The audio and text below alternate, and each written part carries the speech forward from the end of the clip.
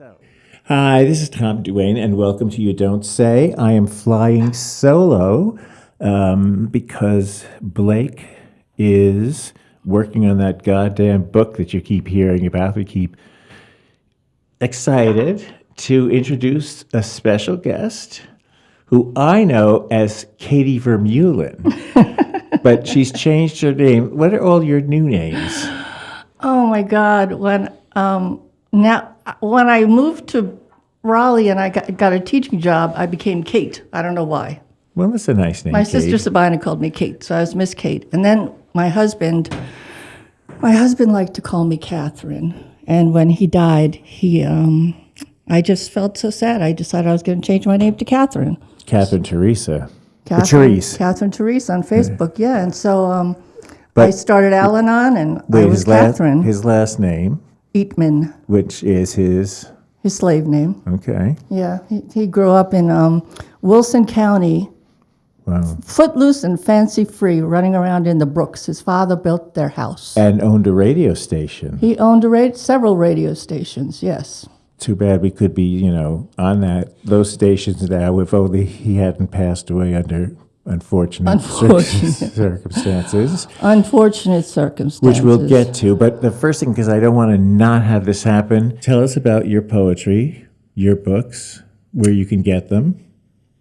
Okay, thank you. That's really nice of you. Well, that's, it's a very literary radio program. It must have been about 7 or 8 years ago, I decided that I wanted to see my poetry in print because I write poetry. I'm a poet. I may have boxes of it stored somewhere. Right. I've written 8 books of poetry. My most recent is called Morning Doves, and it's about my son's death. My son died 4.5 years ago from fentanyl overdose. And so I wrote this poetry, but then I was so depressed after he died that I decided that Mother's Day, 2 years after he died on Mother's Day, a year and a half after he died, on Mother's Day, I decided I was going to keep a journal. And it's Mother's Day 2022 to Mother's Day 2023. Okay. And it's called The Age of Grief, Losing Adam. Do you mind talking about his passing? No, I don't mind. What do you want to know? Because it's informed a lot of your life recently, Yeah, my husband died when Adam was 11. My husband died from a brain tumor that was, not a brain tumor, a brain hemorrhage that was related to cocaine use. And I had no clue he was using crack cocaine until the last couple months before he died. And my son was 11, and he was there when he died. He put his little head on my husband's chest, and they took him off all the machines, and when my son lifted his head up, we knew that my husband was dead. But he blew everything, right? Your whole living. Well, yeah, he kind of did. I was the breadwinner in the house, and I did not realize what was going on. I thought, he was just... I thought he was a unique type of person. And, when I first met him, his back tail lights were covered in red duct tape. But I would say that's a red flag. Right? That was the first night I met him. But, growing up in alcoholism, there were no red flags. Everything was red flags. So I didn't know the difference between a red flag and not a red flag. I didn't know who would be kind to me or who would be a good person to be close to because I had such a traumatic childhood. Heat-seeking missiles joined together. Wait. Yes. So how do you two know each other? We didn't say that yet. We got to start there. Well, we met at Operation Fun, Fulfilling Unmet Needs, which was run by the Brooklyn Diocese for developmentally disabled children who they called retarded at the time, and emotionally disturbed children who they did not call autistic. And they mixed them together, which they're a totally different population. But one teen, one of us, it wasn't every day. It was 3 days a week or something. And how old were you? sophomore, junior high 14, school, something like that? Because I remember I had other jobs through high school too, so I couldn't have done it like a lot. Yeah. But that's where we met. We made a lot of friends out of that. Yeah, I the first 2 years I worked with the younger kids, and then I think Kathy told me, hey, you should work with the older kids. There's some great people up here. And then I went up and I met you and I met Chuck, and we were working with teenagers. Chuck turned out to be homosexual. Yes, and so we became like this group, and like me, just like me. yeah, like you. And Although I came out much sooner than he did. I'm just saying. yeah, so I met you probably when I was 16. That sounds third right. year, yeah. Your junior or your senior prom did I go to? We didn't have a junior, just a senior. So I asked you to Marta take me. Christie High School. Yes, I asked him to take me to my prom. And What'd you guys wear? I wore orange. I have pictures, an orange dress, and I brought an orange, corsage. I don't know what flower was. What's an orange flower? Like marigolds? I don't The know. carnations, they dye them. Oh, Yeah. I'm against that. But anyway. Oh, well. We didn't know any better in those days. And we went to the prom, and we danced all night, and then we went out and Then we went to a illegally drank. bar. No, it was legal then. You were, I wasn't. Oh, okay. I was 8. Was I 18 already? Yeah, I was 18. Yeah. I was still 17. So we went to I forget the name of Bill's the Gay bar. 90s. And I ordered 7 and 7s. Yes, that's what was. We all were drinking mixed, something brown with some kind of soda mixed in with it, and too much, and it was filled with prom kids. Like it was a prom kid factory, and everyone got you. Excuse me. Oh no, I can say that. And you limousines, but you paid for the limousine, right? I You don't know who shared it. paid for the limousine. Oh, was it Armando? Take me home. Do you know that woman? I remember. I don't know what the girlfriend's name was, but I remember Denise. Denise. Armando, take me home. Denise turned into a major surgeon. Really? She became like a head Well, she was surgeon pushy in like that, Tennessee. You want someone like that as a surgeon. Yeah, but she changed totally. She wasn't skinny anymore, and she just looked. And then you had the friend that wanted to sleep with you later on. Karen. Right. I loved Karen. Karen was my best friend in high school, but I didn't know that I was attracted to her. How would I know? I knew you were attracted to her. I know you knew, but how would I know? I should have told you. I didn't know anything about it. I don't know whether she knew she was attracted to you. She knew, yeah, because she did? tried, yeah. But later on, not till a couple of years later. Yeah, a couple of years later when she was visiting me, she tried. And I said, I really don't want to be the first lesbian you try sex with. But she would fall in love with you. No, I don't think she would. Sometimes the first is, you fall in love. You can't help it. Those endorphins or whatever start getting released. So you guys dated. We did date. Yes. For how Mostly long? going to folk masses together, but it did not keep us in the church. But we also went to the bar. You, John and Bess, and you and me, My brother and his soon-to-be wife, and Donna, and her Linchowski, boyfriend. Yeah. who was my age, and Marianne was John's age, and then the older sister was my brother Jimmy's age, but they were goody-goodies. Yeah, they were goody-goodies. Although I think the older sister was a lesbian. My brother's not a lesbian. But Michelle was around, my brother's wife, but she didn't go out drinking with us because she was a member of my parish, and I was the program director of our parish teen club, and I thought she would be a good match for my oldest brother, and I suggested, which they denied for years, that like at their 50th, I don't know, it was 50th, it was some wedding anniversary, the kids said, oh, and Jim's brother Tommy introduced them, which I did because I never got credit for it. So anyway, that's the kind of guy I am. So it was very incestuous. So if you ask someone who grew up in Queens, first of all, you try to find out if they're Catholic, right? Yes. Then you ask their parish. That tells everything about them. My parish is very mixed, a lot of Irish, even like Germans, and, some Italians. But the Italians all were at St. Mel's. And your neighborhood was mostly Corpus Irish. Christi, yeah. Irish, mostly Irish. And your mother taught? My mother taught second grade for a long time, and then she At taught what school? math at Corpus Christi Elementary School. But she had to work because my father died. Yeah. So No, I'm not. It's just Yeah. everything is Catholic, Catholic, Catholic. Right, It's just a right. Catholic extravagant, Roman Catholic extravaganza. and then we both went on to Catholic high schools. Yes. Right? Well, yeah. Well, I went to Holy Cross, Holy which was an Cross. all-gay high school. I mean, an all-boys high school. Well, I went to an all-girls No, but it high was school. connected to. Wasn't there a curtain, and on the other side were boys? We weren't right? allowed on the other side. But it was the same building with just a curtain or something, like a Yeah. thin wall separating. Not even. It was just like a space, an open space separated us. And it didn't really help at all. No, we were just girls doing girl things. Yeah. It was kind of fun. Well, Well, that's when let's see. Patrick, that wasn't his name, chased me around the locker room when I was a freshman at Holy Cross. I was naked. He was naked. He was slapping his towel at me. He was fooling around. I know he had like a crush on me, and I should have let him catch me. What was I thinking? And from then on, whenever he had a girlfriend who he eventually married, but at the Holy Cross dances, he would say, "This is my girlfriend," and I know we've met, and he would turn beet red because he liked me, and he was really popular. He was on the football team. I won't say a position, but like all the boys, looked up. They wanted to be like him. I have seen him, and I think I said something to him about it, and he kind of left quickly, but I kept seeing him looking over at me at a Holy Cross High School reunion. Yeah.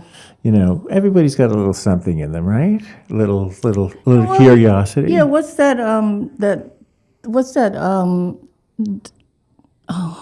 the scale. Yeah. What's that scale? Kinsey scale. The Kinsey scale. Yeah, we've talked about that before. I'm not. Yeah, but that's too restrictive. I think the Kinsey scale. It's much more of a bell curve, which you don't want to read that book either. But Oh, I read that book. Are you kidding? it's racist, isn't it? I don't remember. I think so. No, I don't know. We'll find. I'll find out for next week. I don't remember that. All right. So then high school ends. And we went out over the summer. We had sex after that. Yeah, we did. When I was 17 and you were 18. And we had sex Several times. When, at Lehigh? Didn't we have sex at Lehigh? Yeah, anywhere we could possibly. I went to Lehigh for college, and you went to Buff State. Buff State. Not UB. No, Buff State. Buff State. Everybody says, "Oh, you went to UB," and I say, "No, I went to the teachers' college. That's where you go. You go to the specialty college." And it snowed constantly while you were there. It did snow a lot, yeah. But we were sleeping together. But I was in love with a boy who lived on my floor, a bisexual boy. That I said to him, "What do you call it? This is you call everybody by different names. Let's see. I don't want to call him Skipper. Call him Tip. George. That was his- okay. So George was a couple years older. I lived in a co-ed dorm, but the girls were on the other side. 300 girls, 3,000 boys at Lehigh when I went there. They were just starting to go co-ed. And he was a junior. They mixed us with class. Most guys were in fraternities, but some lived in the dorms. And he had transferred in. And we had smoked a tremendous amount of pot together very often. Yes, and we did. We might have done other things too. And that fall, late in the fall, it was cold. I remember we were walking in campus, and I said, Gary, I think I've developed feelings for you, which was kind of gutsy of me. And then he said, well, I have feelings for you too. And thus, Wow. we had an affair, like sneaking around the dorm rooms. And, when a roommate was gone, we got caught by his roommate one time. I have a story about that too, because, we thought, oh my God, he's going to tell everybody. But many, many years later, when I was running for the city council, I was standing on 43rd Street outside Manhattan Plaza, and he came walking down the street, and Hell's Kitchen is there are a lot of gay men. I'm just saying, a lot of gay men. And I was like, oh my God, I bet he's gay. Anyway, so no wonder he kept his mouth shut. Well, and then after that, you sent me the letter. Oh, did I break up with you? Did you save that sent letter? No, I didn't save it, but you sent me a letter, and you explained that you were gay, and so we couldn't be boyfriend and girlfriend anymore. And I was really confused. I grew up Catholic. I didn't know what the hell anything was. So I had a friend named Stephanie. I said, Stephanie, my boyfriend says he's gay. And she said, oh, my boyfriend's gay too. Her boyfriend, John, was gay. And so then when I The gays remember. were nice boyfriends, Yes, nothing like a gay man for a boyfriend. except for one huge thing. Although we did, there was enough of that, but Yeah, but And I recruited. you kept saying to me, don't you think you might be a little? Don't you think you might be a little? And I remember telling my sister about the letter, my older sister. Mm-hmm. I'm not going to say her name in case she hears this. No, but and she said, "Oh, he's not going to stay gay. Don't worry, because they can't consummate. Consummate their relationship." And I went to Stephanie and I said, Stephanie, guess what? John and Tommy aren't going to be gay for a long time. Because we couldn't Because they have can't children. consummate it. And she looked at me and she said, what the hell are you talking about? Yeah. They can consummate it. There was not a lot Up of the- sex up education the in rear. Catholic schools. She insinuated it was You can't have a baby the that rear. way. And I'm just telling you, you can practice, but it doesn't ever happen. it doesn't work. So anyway, and I recruited you, right? Soon thereafter. Well, when I went to Buffalo State, I took a class. In lesbianism? Homosexuality and literature, and the professor Bernard Frank was awesome. He was such a queen, and I met a whole bunch of gay guys there, and they joined the chorus. Don't you think you might be a little? Don't you think you might be a little? Don't you think you might be a little? And then What made you say that about her? Or why were they saying that about you? Do you Well, have first of any- all, my lesbidar is very good. My gaydar is very good. But my bidar is excellent also, as you may be aware. Bidar. My bidar. No, but bidar is a very uncommon dar, radar, right? Yes, it is. It's hard to tell. I mean, I don't know but you turned into a full-fledged, angry, hating men, Oh, my God. lesbian, and traveled around the country just hating on men. That I got a male cat out of it because they didn't want a male cat, so that's how I got I Jasper. don't even remember that. And they were vegetarian, so they would order, when they came to New York, I'll have a hot dog with everything but the hot dog. I remember that. And the woman who drove the van, like a super dyke, she then married years later A Hasidic man. and had like 27 children, right? Not 27. But a lot. I think 4 or that- 5. But you know why? Because she was my birth partner. Because the father didn't want to have anything to do with me anymore, and so she became my birth partner. And she said when she saw Adam being born, the first thing she said was, "Oh my God, the vagina that ate New York." Well, that was years later. And then she said, "Look at his feet." But then she said that was the changing point in her entire life. And Really? she went out, got herself someone to find her a husband, and she got married and started having kids. Well, but she was there were you were all in this van, a whole bunch of, with Yeah. short crew cuts. what were you practically. doing? Were We you were doing traveling up and down the East Coast looking for a lesbian commune. We were crazy. But here was the funny thing. You said, I hate New York. It was I too. hate this fucking place, you was- said to me. It was 2 couples and me. And so it started out really bad. But we believed in non-monogamy. So the ones who weren't sleeping with the other ones, I mean, they didn't sleep. The couples didn't Okay, yeah, switch. Everybody switched with me. Oh, well, Yeah. that's nice. Yeah, but it didn't work out because then everybody got jealous. No, that does happen. Yeah, yeah. Oh, well. Well, who wouldn't get And jealous? so I came back to got New jealous. York, and you got me a job. Oh, I did. That's right. I did get you a job. And you wanted a baby. We were Catholics practicing rhythm for the wrong reasons.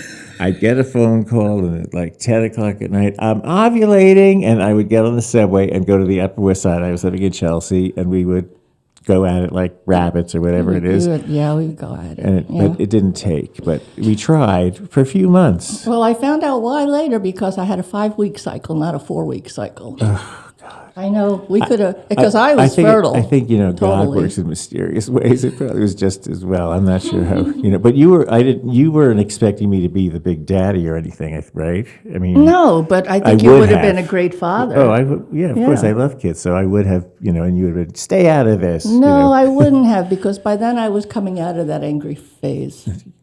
Yeah, and so you were living with one of my best friends, Philip. Philip. And a disabled person. You were Yes, all about me the and disabled. I knew that was a good job for you because you were very Yeah, but then we almost killed him. well. But that's his fault. That he is was his he was a fault. quadriplegic, and it was drugs and alcohol that caused All it. he ever wanted was to. You held the beer can with a straw Yes. like all day long with him. That was. And he had a and wealthy held up father. joints to his mouth Yes, so that he could smoke pot. that was all he did. It was so sad.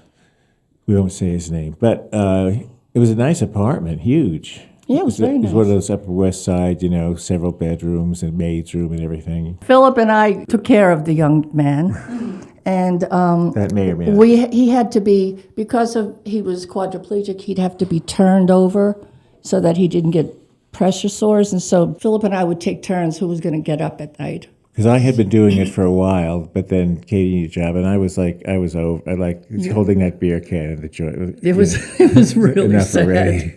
It was so sad. It was good that you came and took over. And but then we kind of, I think I went up to Buff State because you like that young woman who had a child and used to go Jody. to. No, It wasn't Jody? The one who had a child. Beth? No, used to take care of this little girl. Oh, Sheila. You would go back up to visit Sheila. I went up Sheila one and time with Emily. you, Yeah. and that's when I had sex with your friend, the dancer. Yeah. And we both got up and I I miss said, him. I don't remember a thing that happened, but we, we did remember. He was also We all an knew. incest survivor, which I found out later on. But he's a pretty well-known dancer. We won't say his name. Nice, Yeah. very nice, talented. He lives in New York. That's as far as I'll go. Yeah, we can't. Don't You're say not in anymore. touch with him, though. Yes, right? I am. Oh, you are. We email and text Tell him sometimes. I say hi. We had a good, I listen, will, I'm yeah. single. Is he single? Well, he lost his husband Oh. to cancer, so I don't know if he'd be ready yet. When? A year ago. All right. Well, let me know when he stops wearing black. Okay. That's not funny. Tell him that's not funny. That's not funny. And that's not the only book of poetry. We'll come back. You'll have more questions. So I want you to push all of your push. Push the all of poetry my- pusher. Yes. Oh, well, of course, my best book is Morning Doves, which is my latest book of poetry. That's a wonderful book. And it was inspired by. The first half is called Morning Blue, inspired by my son. And the second half I call Morning Doves, and that was just everything I was going through afterwards. Now, just say something about your son, if you don't mind. No, I don't mind. My son, when my husband died, my son just went really into himself. And I tried to get him therapy, and I found Al-Anon, and I tried to get him to go to Alateen, and he said, I'm not going to go hang out with a bunch of losers. So he didn't want to do that. But I found Al-Anon, and I found lots of help, lots of emotional help that way. But he refused to see anybody. I had someone come to the house, and he wouldn't leave his room. I tried to do all this stuff to help him, and nothing worked. I'd call up the school, and I'd say, I want the guidance counselor to talk to him, and no, that didn't work either. Classic depression. Oh, he was so depressed. And then he went to high school, of course, and 6 days before graduation, he was off campus. Him and his friends had gone to a girl's house to get some pills, and on the way back, she hit a pole. And the Oh. police were called, and he was given a citation. But they told me that he was going to have to go to drug treatment, drug education, That's which usually different. takes 6 weeks. But he was going to graduate in 6 weeks. So I found a place that did it in a weekend. It was like express addiction treatment. I think it doesn't always take after a couple of days. As someone who knows a little bit about this, but you didn't know that. at Well, the I time. had to go too. So they had the parents in one room and the kids in the other room. And Did you meet Adam anyone told there? me, No, you were. You were Adam told married. me they were laughing. Oh, Everybody not was married. laughing at the presenters, and I was in my room with the parents and talking about Al-Anon, and they were like, "What's Al-Anon?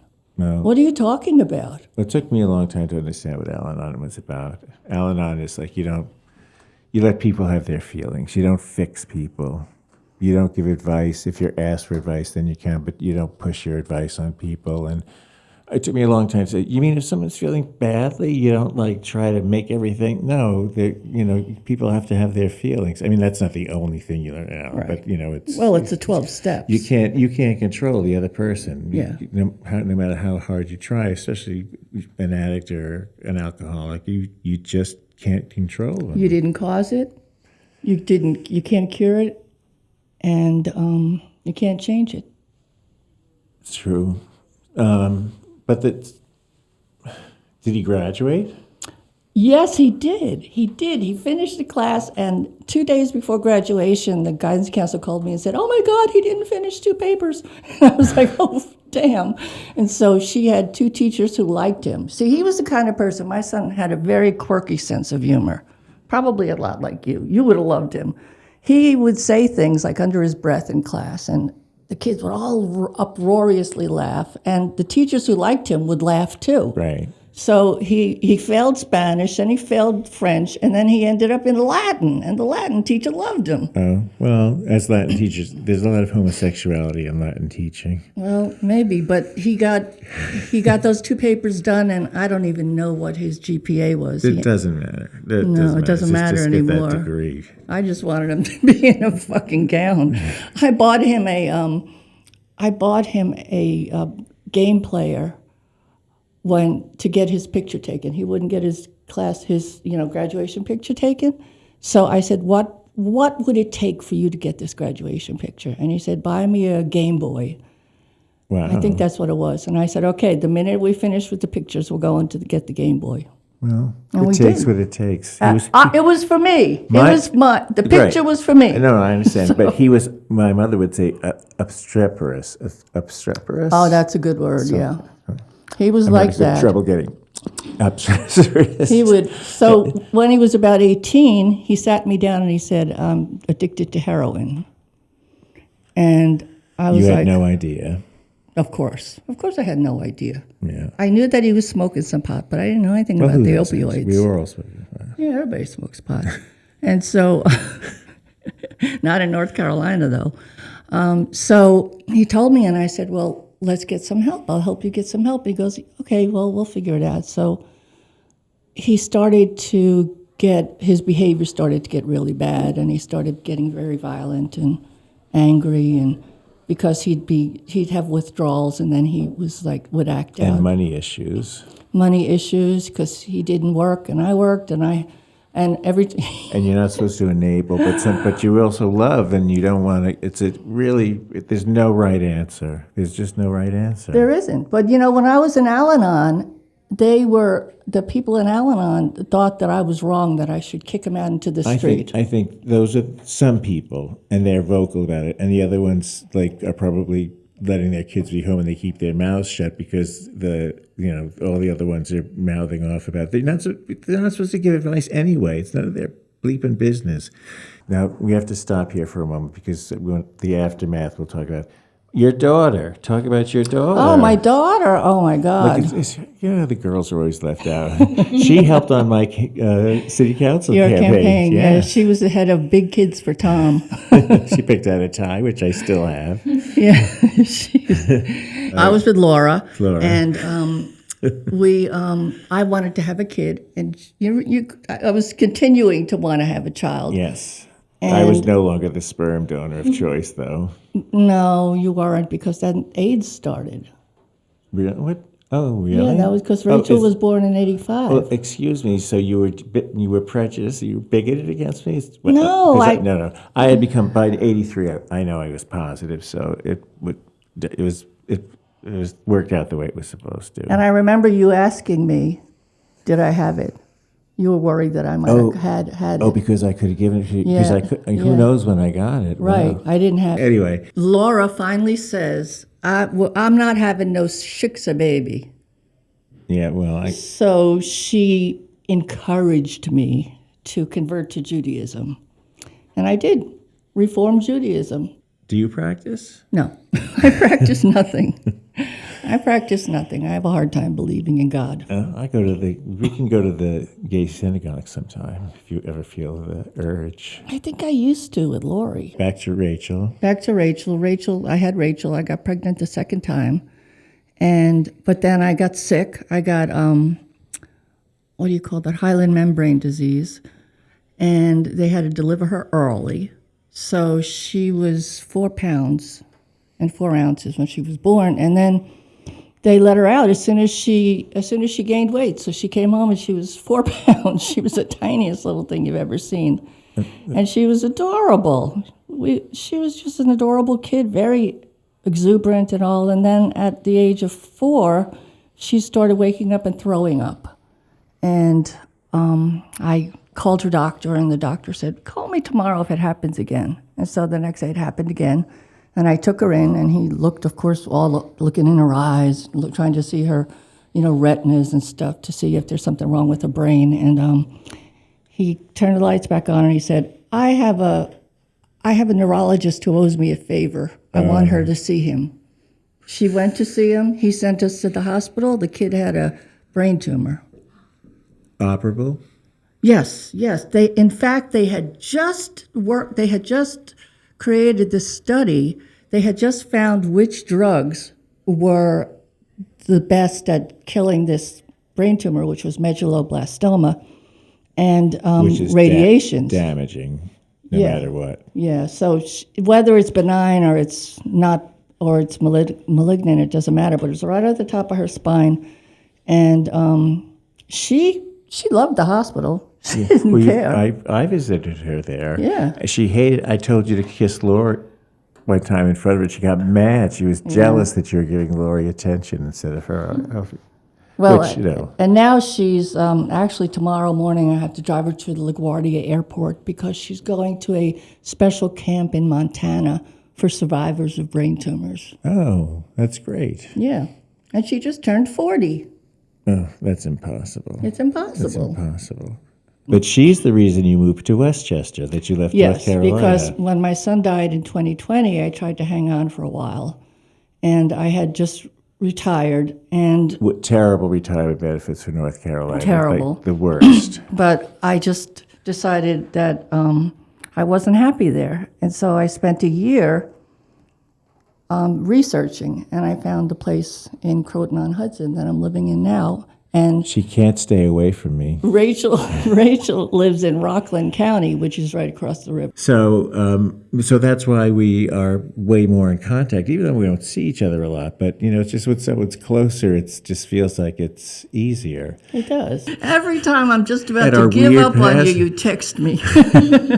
Well, I went back to saving the world again because the world is so effed up. I mean, don't you go to rallies? Yes, I go to someplace in Westchester. Yeah, and something on Hudson. Hastings on Hudson, yeah. They have every Saturday. Yeah, they're having this big demonstration in Croton on this Saturday, but it's in the middle of a fair, and you have to pay to get in the fair.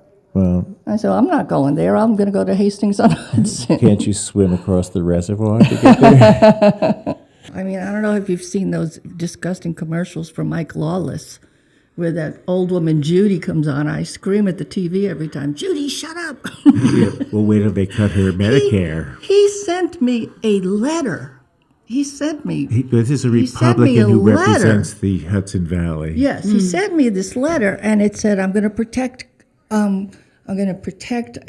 I'm going to protect Medicare, Social Security. And Medicare and Social Security and blah, blah, blah. And then he voted for the bill. Yeah, of course he did. And that the Republican Congressional Campaign Committee, they gave the same exact flyer for every one of them to send to every district in the country. It's a generic thing.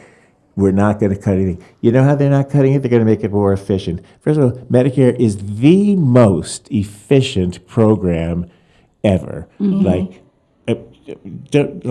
Private insurance is absurd, and probably second to it is Medicaid. Of course, Medicare also has a huge Medicaid component to it. These are government programs that are really well run. Yes. And cutting them because to make them more efficient is just, well, it's already happening in Social Security offices that people can't get through. It's just Right, because they're closing them down. And yes. It's ridiculous. But we'll see. Well, you'll throw Mike Lawler out. Well, Rachel's worried, my daughter, because she's She on has a Medicaid and, disability. Yeah. disability and everything. And, she couldn't get anything in North Carolina. She lived in her car for a while. She lived in a car for a while. She lived She in was churches for a embarrassed while. to tell you. I mean, She was a Muslim for a while. just to get She it. was kind of like me. Okay, so we have like 5-ish minutes. Okay. Any final Well, I just want to words? make sure. So, the 3 names of your poetry books that you brought along. Okay, Morning Doves is the poetry. The other one is The Age of Grief, Losing Adam. And And I have a whole bunch of others on the site. And your name, which is not the name I know you Katherine by. Eatmon, Spell it. Eatmon. And it's available on Lulu, Yes. not Amazon. Well, it will be. If you search it, you can find it there. Well, Yeah. so who doesn't like to do a search Yeah, forever you on can Amazon search, to give yeah. Mr. Bezos more money because, he's starving. So So We can I have- read you a poem? yes, I was going to ask you to read like one of your favorite. Yeah, let poems, me please. read you this. Let me read you this one poem. Please. I wrote this after Adam died. We both really loved the universe. He and I, we loved the universe. And when we were at Oak Island one year, we were laying on the beach, and he said to me, the space station is going to pass overhead. And Oak Island goes east to west, Yeah. because it's at that corner down at the bottom of North Carolina. And so we saw it go overhead. It was amazing. So there was this conjunction that happened, and it happened around Christmas, and everybody was saying, "Oh, it's like the star of Jesus," But so I wrote this poem because he never got to see it. It's called The Great Conjunction. We talked about the coming conjunction. You loved the comets and planets. You loved stars and space. But this conjunction of Jupiter and Saturn, this lyric, this miracle brought to announce the birth of Christ, we talked about it, analyzed it, imagined it as a driving force of our lives. In between your moments of obsession, your bellicose belligerence, your falling into and out of drugs, in between the horror of your brief life, we talked of blessings. Ultimately, you did not see this spectacle, but I imagine you in the cosmos pulling those planets together closer so that I could see them as a sparkling memory of your immense life. It's great. Thank you. Well, I think you have, my tremendous sympathy. And also, the job you've done with your daughter has not been easy. You're a good mom, and I Thank commend you. you for that. And you taught special needs. I taught students, special needs. I loved it. and even helped me pack one time when I had to leave Charlotte because I was having some trouble. And she kept saying, Yes. "That's good," and giving me stars on my forehead or something. I don't know. I drove down to Charlotte to see him for the Democratic Yeah, Convention. Democratic Convention Yeah. in Charlotte. I never got to see Charlotte. I got to see the hotel and the convention center. You weren't I said, missing much. Well, no, that's when I sat in front of the bus. They said, "Okay, the final bus is." It's a whole story that they promised me something, they didn't do it. So I blocked this bus. It was classic Tom Duane. I'll bring a picture sometime. I sat with my butt on the front of the bus, and I would not move. And then they kept trying to, talk. Just step over here on the grass here. I'm like, do you know? I mean, why don't you ask someone who I am? Then they pulled up a bus behind it, and I thought to myself, why didn't you pull the bus up into the parking lot behind? I mean, they were so not smart. And the police came, but they weren't going to arrest me, and I won this battle. I am not stubborn, determined. Yes, you're determined. Because what they were doing to me was unfair. and I hate Yes. unfair. So I know you. I that's know you sharp, hate but- unfair. Although I love the Outer Banks of North Carolina. They're beautiful. All the beaches are beautiful. I don't know whether we're allowed to go there. Are we boycotting it? What are the bathrooms? I don't know. I don't know, but I told you about that woman, Shakina. Yeah. The actress from The Village, and she came to my classroom one time because she was doing benefits for children who were bullied, and we think that the kid in my class who was virtually brain dead, we thought he was bullied, and that's why he tried to kill himself. So she knew him and his family, and she showed up at my school. Wow. It was really awesome, and she stood in front of the girls' bathroom. She said, "Look where I am." See, I assign my students they had a choice. It was an essay. It was their final exam. Everybody gets an A in my class, but if you're not getting an A, then I work with you to get you up to it. So they had a choice: campaign finance reform, and by this time, many of them had not been in this country that long and didn't really know about gay people. And this one girl said, "Something gay." And I said, "Even worse, transgender bathrooms or non-binary bathrooms in North Carolina." So, worse, but I mean like more intense. Mm-hmm. And most of them were in favor. And the Russian girl, who I loved, she was in favor of it, and I said, "I could get you into a lot of trouble with this." And she said, "I know, I thought about that." I love them all. Well, you didn't tell about how you took me to the Anvil. Did I? Don't you remember? Well, it's all a little blurry. It was an after-hours bar. It was this really gay bar.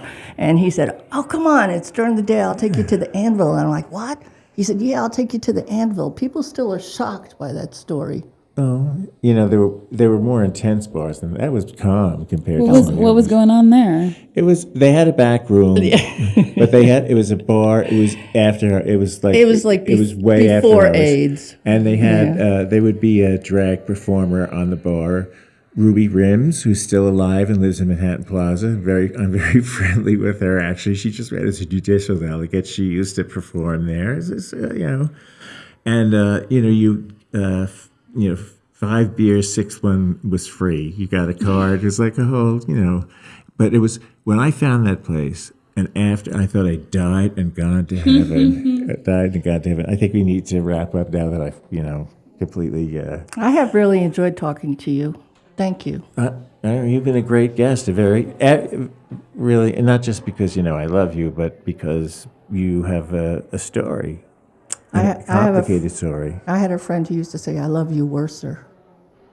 We'll have to discuss what that means later. I'm not sure. Okay. So I want to thank Blake, though he's not here. Blake Newham Valenzuela and Angel Newham Valenzuela, who is driving to Akron, and the wonderful Sam Smalls. We love her and she makes us sound good. She'll even make you. She'll make you sound good, Me? Catherine. How can you make? That's going to be a task. And we are here at P&T Knitwear, which is it's a bookstore, it's a podcasting studio, it's just the people here that run the show here, of which Sam is one of them, just the nicest, loveliest people. You can get coffee too if you want. It's just an all-around wonderful place here on the Lower East Side. Neil Patrick Connolly, who helps me with my life because I'm high maintenance. Charles Sanchez, who's helping with social media. And Tom doing strategies, which is my little thing, and Ghost of the Future, which is Blake's little thing. And that's who we are, and that's what we did. And I want to thank you again, Catherine and Sam. Thomas. Thank you. And thank you, Sam. And thanks for listening today. When we'll be back next week. You don't say.